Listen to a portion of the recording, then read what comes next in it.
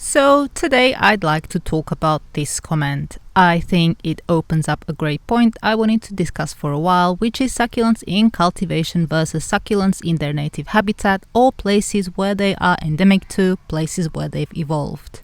The comment was left on my last video where we had a look at what leaving succulents in the same pot can cause, and to help prove my point, I showed you these succulents that were not reported for some years.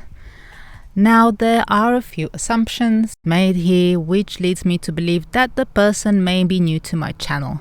So first things first, I'd like to warmly welcome them and quickly say a few things about myself. So I've been running my own nursery for 11 years now, and 99% of my plants look like this,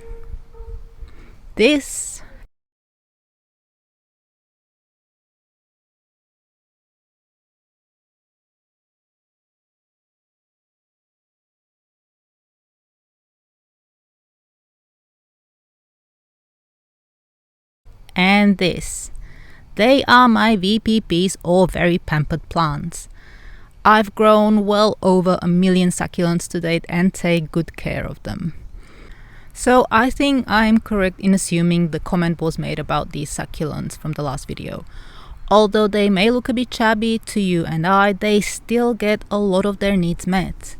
I water them, they live in a nice sunny spot, which is super important to succulents, and they are under shade cloth, which protects them from harmful UV.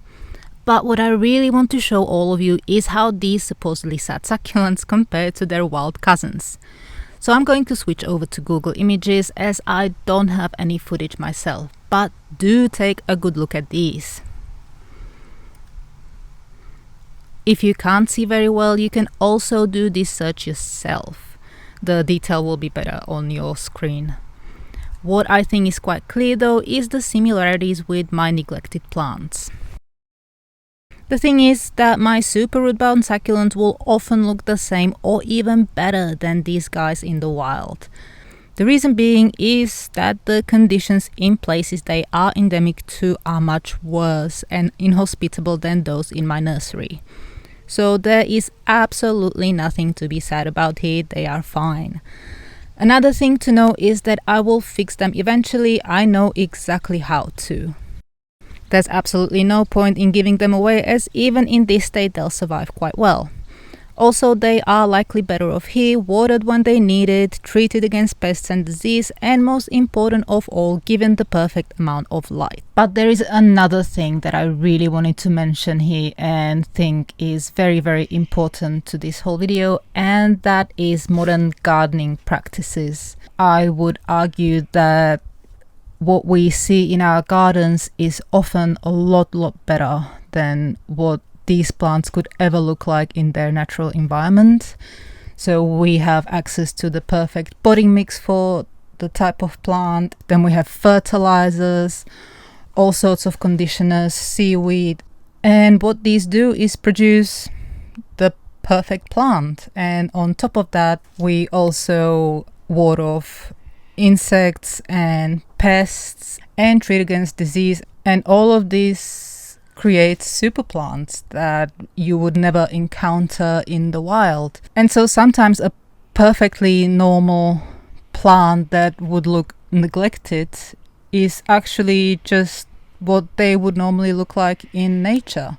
And the whole point of me showing these plants that to some people look sad is to just kind of give everyone a bit of a reality check, because my plants get the VIP treatment. They get the ultimate potting mix, the ultimate fertilizer, the ultimate level of light. They get treated against all the succulent pests.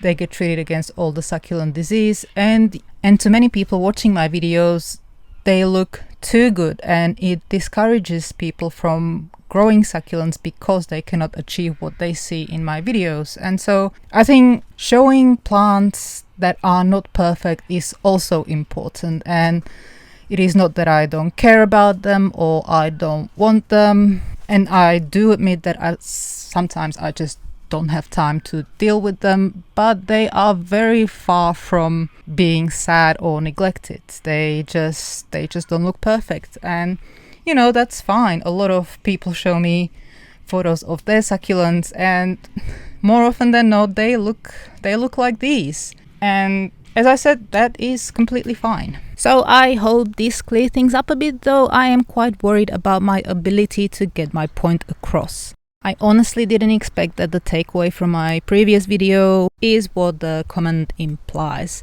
And I do apologize if I wasn't clear enough. My intention was to educate about consequences of not reporting. I'll try better next time. Hopefully it will be easier to understand. And on that note, I think this is where we wrap things up. So I hope this helped.